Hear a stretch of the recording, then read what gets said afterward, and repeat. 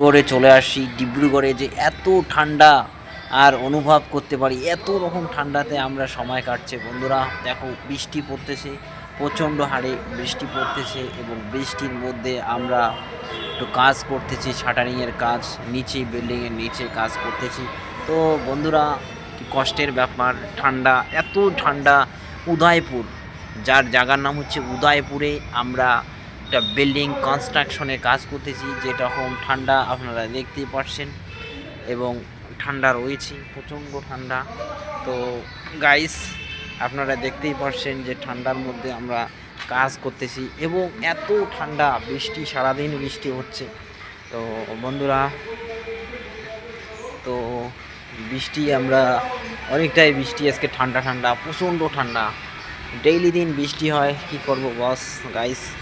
তো বৃষ্টিতে কাজ করতে হয়, এত রকম ঠান্ডা, সেখানে আমরা রয়েছি।